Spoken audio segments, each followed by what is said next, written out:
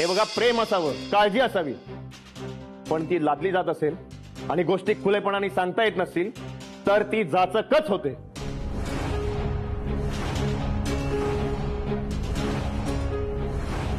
अरे सिद्धू, काय बोलतोस तू? आमची काळजी तुला जाचक वाटते? अरे मगाचपासून गप्प होतो कारण मला सुमित्राची काळजी होती. काय बडबड लावली? माझे अधिकार काय, माझे स्वप्न काय, माझा हक्क काय? थांबव आता हे. अरे लहानपणापासून तुला कुठल्याही गोष्टीसाठी अडवलं नाही.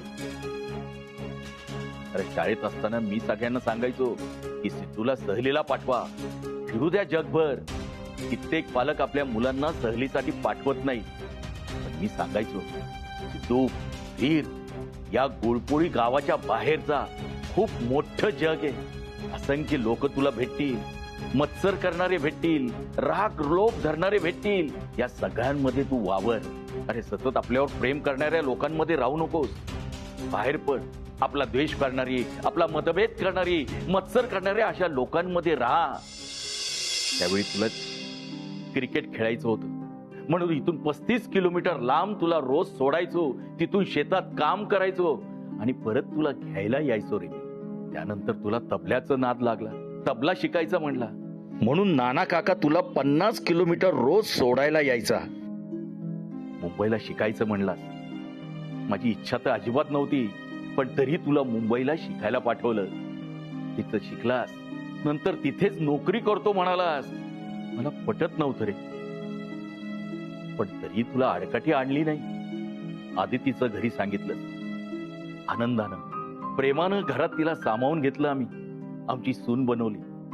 दोघांनी एकच शिक्षण घेतलं, बिझनेस मॅनेजमेंट. त्यात तुला शेतीचं ज्ञान. वाटलं होतं दोघही नवरा बायको मोठा बिझनेस उभा करा. अरे आपल्या कुटुंबाचं, आपल्या गावाचं नाव जागतिक स्तरावर घेऊन जाल असं वाटलं तर काय चुकलं रे आमचं? ज्यात तुझं शिक्षण झालंय त्यातच करिअर करायचं होतं ना तुला. अरे मी आणि तात्या जसं शेतात राबतो तशी अपेक्षा केली नाही तुझ्याकडून. सगळ्या गोष्टी तुझ्यासाठी केल्या, तुझ्या मनाप्रमाणे केल्या, तुझ्या इच्छेसाठी केल्या, तुझ्या भल्यासाठी केल्या. त्याला तू लादणं म्हणतोयस? अप्पा,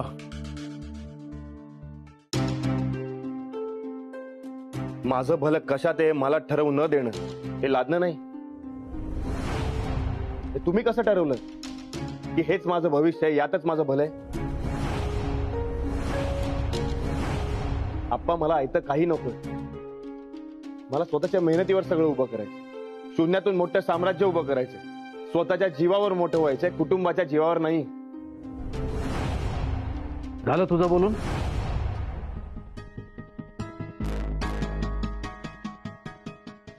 हे बघ, मी काय तुला लेक्चर वगैरे देणार नाही. मला तुझं म्हणणं पटलंय.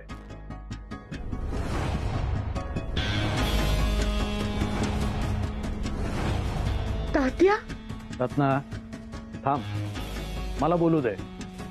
अगं त्याचं खरंच काही चुकलं नाहीये. त्याची पद्धत चुकली. तो खोटं बोलला, त्याने सगळ्यांना दुखावलं, त्याच्या बायकोला आईला दुखावलं. त्याची शिक्षा पण त्याला दिली गेली आणि त्या दोघींच्या आजचा प्रसादही त्याला मिळालाय. हे पहा, हे असे एकमेकांवर आरोप प्रत्यारोप करून स्वतःची बाजू कशी खरी आहे हे सांगून फक्त त्रासच होणार आहे. त्याच्यापेक्षा आपण हे सगळं झालं गेलं विसरून पुढे जाऊया. त्यातनं काहीतरी मार्ग काढूया ना. मला तुझं म्हणणं पटलं सिद्धू. तू तुझ्या स्वप्नांवरती इतका ठाम आहेस ना, हे बघून खूप समाधान वाटतं बघ. तू खरंच अमेरिकेला जा, खूप काम कर, खूप मेहनत कर आणि खूप मोठा हो. आमच्या सगळ्यांचे आशीर्वाद तुझ्या पाठीशी असणारच आहे. थँक्यू तात्या. नाही म्हणजे कोणीतरी या घरात आहे की जे मला समजून घेणार. खरंच थँक्यू. पण एक अट आहे. तुझी इच्छा आहे ना की सगळं तुला स्वतःच्या हिमतीवर करायचं आहे म्हणून, तर इथून तू अमेरिकेला जाऊन तिथे सेटल होऊन सगळं मार्गी लागेपर्यंत या घरातून तुला एक पैसाही मिळणार नाही.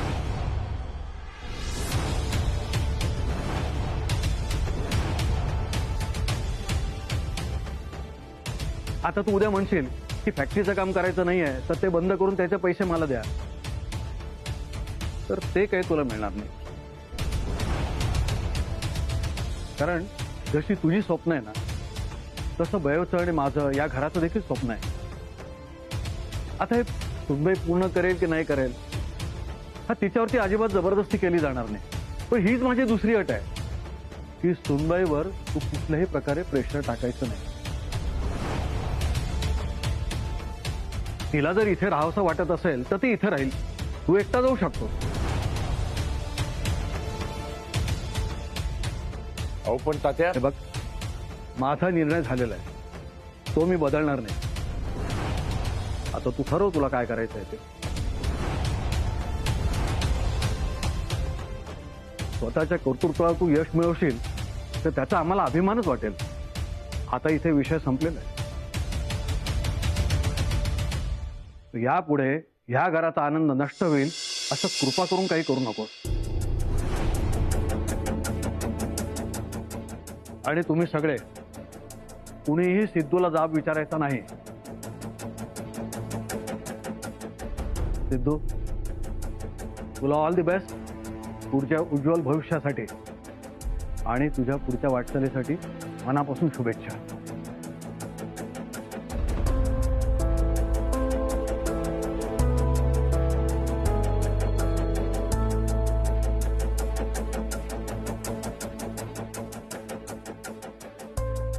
तात्यांनी प्रॉब्लेमच सॉल्व्ह केला.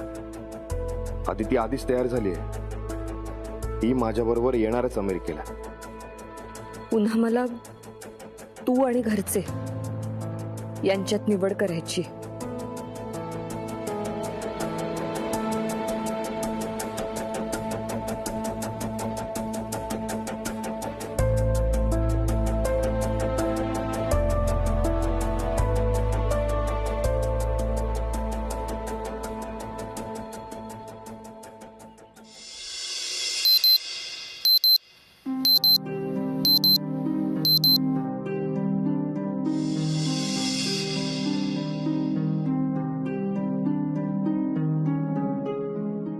झालीस ना घरच्यांच्या नजरेत महान. अजून शहाणपणा करू नकोस. सॉरी सिड, रागाच्या भरात का होईना पण मी हात उचलायला नको होता.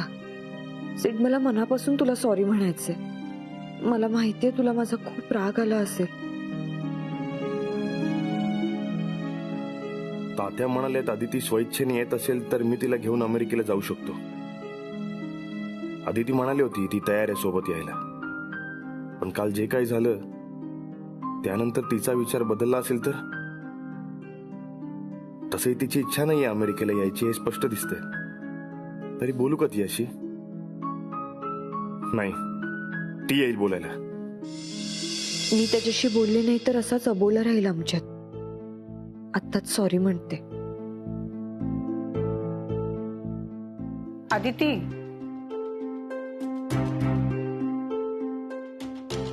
हा मोठ्या बाई. आदिती,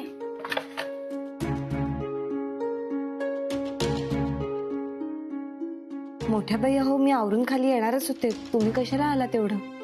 आजपासून रोज सकाळी मी तुला बघायला येणार. आतापर्यंत रोज सकाळी सिद्धूला भेटून त्याच्याशी बोलून त्याचा दिनक्रम काय आहे, त्याला नाश्त्याला काय हवंय हे सगळं विचारायची मला सवय लागली ग. आता तर ह्याला वेगळं व्हायचंय, अमेरिकेला जायचंय ना. पण मग मला सवय लागली त्याचं काय ग. मी ठरवलं सवय तशीच ठेवायची, पण ते फक्त तुझ्या बाबतीत करायचं. रोज सकाळी उठले की मी तुला बघायला येणार, तुझ्याशी बोलणार, तुझी विचारपूस करणार आणि मग माझा दिवस सुरू होणार.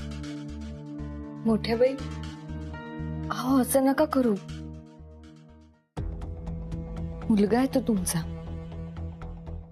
सून आहेस तू माझी, आणि आता आई म्हणून माझ्या मुलावर माझा हक्क राहिला नाहीये ग. आमचा हक्क दाखवणं, काळजी करणं हे सगळं त्याला जाचक वाटतंय. सून म्हणून तुझ्यावरही हक्क आहे आमचा. मुलीसारखीच आहेस तू आम्हाला. तुला नाही ना आमचं प्रेम जाचक वाटत? मोठ्या बाई नका ना असं बोलू. मग करू ना हक्काने तुझ्यासाठी सगळं. ह्याच्यामध्ये दुःख वगैरे अजिबात नाहीये. आणि सिद्धूला पर्याय म्हणून तर नाहीच नाही. हे बघ, सिद्धूसाठी मी जे जे काही करायची ना ते ते तुझ्यासाठी करण्यात मला अगदी मनापासून आणि जास्त आनंद होणार. चल तू आवर, मीही आवरून घेते आणि तुझ्यासाठी कॉफी आणते. नाही नाही, मी येते खाली. बरं, पण आल्यावर तुझं काय रुटीन आहे मला सांगशील? आलीच.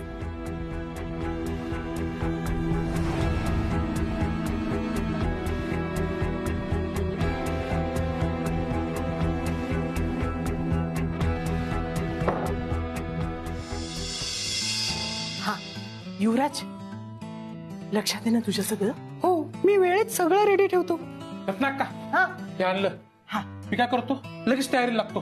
हा चल, सगळी तयारी झाली आहे. ज्याला त्याला ज्याची त्याची कामं वाटून दिलेली आहे. आम्हाला नाही सांगितले काम, आम्ही काय करायचं? तुम्ही हा तुम्ही स्वयंपाकघरात जा. ताट, चमचे, थाळ्या जे काही असेल ना ते बाजूला काढून ठेवा आणि मी सांगेल ना तेव्हा वाजवायला सुरुवात करायची बरं का? हो, पण सुरात वाजवा. आधी हळू आवाजात प्रॅक्टिस चालू करतो, नंतर जोरात वाजू. आणि ताई चल. पळा.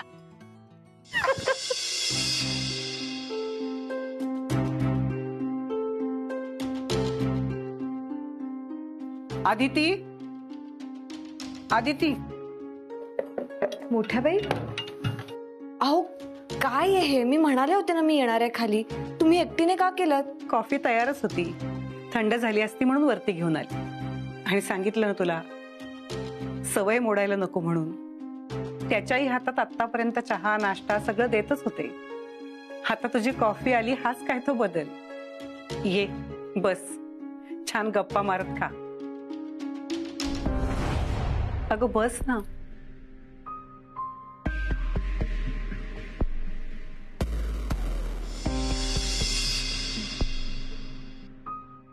हे बघ आदिती, कुणाची कसलीही तमा बाळगण्याची गरज नाही.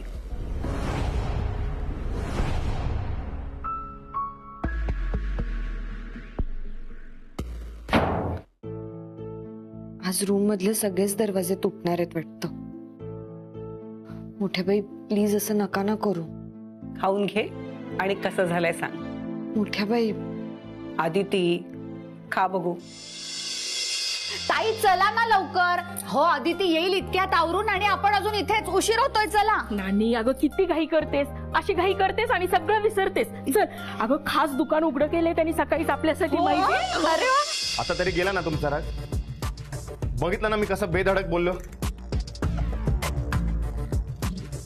सर, आता तरी तुम्हाला विश्वास पटला की मी माझ्या डिसिजन वरती, माझ्या स्वप्नांवरती फर्म आहे.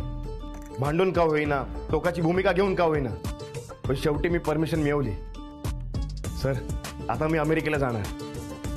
आय नो सर, मला कळतंय तुमच्या मुलीला त्रास झाला म्हणून तुम्हाला राग आलाय. साहजिक आहे ते. आणि पण माझा हेतू तरी समजून घ्या. सर, तात्यांनी मला ग्रीन सिग्नल दिलाय. आता मला कोणी अडवू शकत नाही. आणि आता मी बिनधास्तपणे अमेरिकेला जायची तयारी करू शकतो. अर्ध्या गोष्टी झाल्यात आणि तिथे गेल्यावर छोट्या मोठ्या काही फॉर्मॅलिटीज आहेत, त्या झाल्या की जॉब डन. सर, आणि तुम्ही मला म्हणाला होता की अमेरिकेला जाईपर्यंत, तिथे सेटल होईपर्यंत तुम्ही मला मदत करा. सो प्लीज मला मदत करा. खरे त्या नानीचा मेंदू घेऊन आलायस का तू? खरंच सगळ्या गोष्टी विसरलायस की नाटकं करतोय? मी तुला कुठलीही मदत करणार नाहीये. सर, हे चुकीचं आहे. मी माझं प्रॉमिस पूर्ण केलं आणि तुम्ही सुद्धा म्हणाला होता की अमेरिकेला जाईपर्यंत, तिकडे सेटल होईपर्यंत मी सगळी मदत करणार म्हणून. माझ्या मुलीला अमेरिकेला घेऊन गेला असताना तर मी तुला मदत करणार होतो असं ठरलं होतं आपलं. म्हणजे माझ्या मुलीने इथेच चढायचं, ह्या गावामध्ये तुझ्या घरच्यांची सेवा करायची आणि तू मस्त अमेरिकेला जाणार. आणि त्यासाठी मी तुला मदत करू? सर, आता तीच यायला तयार नाही, त्याला मी तरी काय करू? तिला स्वखुशीने इथे राहायचंय. राहू दे ना. माझ्याकडून कसल्याही मदतीची अपेक्षा करू नको. एक पैशाचीही मदत मी तुला करणार नाहीये. ओके? एकट्यानं जायचं ठरवलंयस ना, मग जा ना एकटा. सगळं एकट्यानंच उभं करायचं. ओके? लेक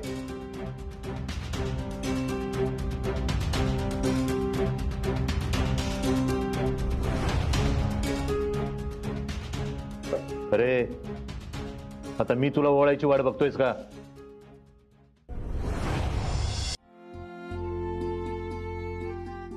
पण हे सगळं कशासाठी? अगं आम्ही काही गोष्टी तुझ्यासाठी ठरवल्यात. आता सिद्धू सारख्या तुझ्यावर गोष्टी लादतोय असं तुला वाटत नसेल तर सांगतो. नाही मोठ्या बाई, मला असं कधीच नाही वाटणार. सांगा ना, काय ठरवलंय तुम्ही? अगं सांगते, आणि त्या गोष्टींची सुरुवात म्हणूनच तुला ओवाळलं. हे बघ, आजपासून घरची कामं करायची नाहीस. काय? पण का? अगं आपल्या घरच्या देशमुखांची मोठी जबाबदारी म्हणजे आपली फॅक्टरी. आता सिद्धूनं नकार दिलाय. आता फॅक्टरीची कामं तूच बघणार, त्यामुळे तुला खूप कामं असणार. घरातला स्वयंपाक, कपडे हे काहीही करायचं नाही. पण बयोजी, मी करेन दोन्ही गोष्टी मॅनेज. आणि मीच काय, ताई काकी गृहोद्योग सांभाळतात, रत्नाक्कांचा पैठणीचा बिझनेस आहे, नानी काकींचा टेलरिंगचा, पल्लू काकींचा अभ्यास, जाऊबाई स्वीट शॉप सांभाळतात. ह्या सगळ्या जणी आपापली कामं करत, आपापला बिझनेस सांभाळत घरची कामं सुद्धा करतातच की. मग मी पण करेन ना. मान्य आहे, मी तुलना करत नाही. अगं त्यांची कामं छोटी आहे असंही म्हणत नाही. पण आदिती, फॅक्टरीची जबाबदारी खरंच खूप मोठी आहे. अगं शून्यातून सगळं उभं करायचंय तुला, आणि आता तुझ्या सगळं एकटीवरच आहे ना. नाही, तुला सगळ्या घरच्यांची साथ मिळणारच आहे. आता इतर कामांचा तुझ्यावर ताण नको, फक्त फॅक्टरीचं काम मन लावून करायचं. हो ना, आणि त्यासाठीच आम्ही आज तुझ्यासाठी शॉपिंग पण करून आलो आहोत. शॉपिंग? माझ्यासाठी? का? म्हणजे काय आणलंय? आम्ही काय आणलंय आपण हिच्यासाठी? विसरली? अगं नानी, आत्ताच तर आपण शॉपिंग करून आलो ना, लगेच विसरलीस? आदिती, मी सांगते, आता तू ऑफिसला जाणार, आपला बिझनेस मोठा करणार, तर वाटलं पाहिजे ना फॅक्टरीची मालकीण आली म्हणून. अगं त्यासाठी तुला कपडे आणलेत, घालून ये, आम्हाला पाहायचंय. हे बघ, हो, या सगळ्याची काहीच गरज नव्हती. अगं पण आम्हाला वाटते ना गरज. पण ताई काकी, नाही, आम्हाला आता काही ऐकायचं नाहीये. ऑफिस गोईंग आदिती देशमुख कशी दिसते ते आम्हाला बघायचंय. चल बरं पटकन. नाही नाही, मी काय. काही नाही. अहो, चल पटकन बदलून ये, नाहीतर मी रागवे ना. अहो, चल नाही. चल चल चल पटकन. अहो नानी काकी, ऐका ना. अरे नाही, चल लवकर चल. तिची इच्छा आहे म्हणजे ती नाही म्हणतीये म्हणून तू तिला युएसला घेऊनच जाणार नाहीयेस का? सिद्धार्थ, माझ्या मुलीचा जन्म तुझ्या घरच्यांचा चहा नाश्ता बनवायला झालेला नाहीये. किती वाईट वाटतं मला तिला असं शेणात काम करून. अरे गोठा साफ करणं, शेतात काम करणं, चहा नाश्ता बनवणं, स्वयंपाक करणं, ही कामं तिची नाहीयेत. आमच्या बिझनेस मध्ये करोडो रुपयांच्या डील्स ती अशा फायनल करते, आणि ते सगळं सोडून तिने हे करत बसायचं. सिद्धार्थ, तू इथे नाहीस म्हणून तुझ्या आई वडिलांची सेवा करा, तात्याबाईंच्या औषधाचं बघा, शेतात जा, कामं करा, पापड वाळत घाला, त्या ताईच्या गृहोद्योगात मदत करा, त्या रत्नाक्कांच्या साड्यांच्या ऑर्डर्स पोहोचत्या करा. हे सगळं करायचं का माझ्या मुलीने सिद्धार्थ इथे राहून? मॅम, मी कुठे सांगितलं तिला हे सगळं कर म्हणून? उलट माझी इच्छा आहे की त्यांनी माझ्यासोबत यावं. पण तिचीच इच्छा आहे इथे राहून तिला ही सगळी कामं करायची. तिची इच्छा आहे इथे थांबायची. ही सगळी कामं तिला करावी लागतात, आणि ती सगळं हे आनंदाने करते पण. सिद्धार्थ, एक वेळ तिने इथे थांबून फक्त फॅक्टरीचं काम सांभाळलं असतं ना, तर माझं काहीच म्हणणं नव्हतं. मोठ्या गाजावाजाने थाटामाटात फॅक्टरीची ओनर केलं ना आदितीला. अरे पण नावापुरती ओनर होऊन ती कामं तर सगळी हाऊसवाईफचीच करतेय. असं नाहीये मॅम, फॅक्टरीच्या सगळ्या मीटिंग तीच करते. कशा? कपडे वाळत घालता घरातलं सगळं काम करत. गावात मिरवणूक कोणाची काढली फॅक्टरीचा ओनर म्हणून? तुझी. पाहिलं ना आम्ही न्यूजवर. एवढा राग आला होता ना तुझा की बस. म्हणजे फॅक्टरीचा ओनर म्हणून सगळीकडे तू मिरवणार, आणि माझी मुलगी फक्त घरकाम करणार. घरामध्ये काम करून, मातीत काम करून, मळके कपडे घालून दिवसभर फिरत असते माझी मुलगी बिचारी. सिद्धार्थ, तिला कॉर्पोरेट लुक मध्ये बघायची सवय आम्हाला. तुझ्या नादाला लागून ती इथे आली आणि सुनेची ड्युटी करत साड्या नेसून फिरते इथे.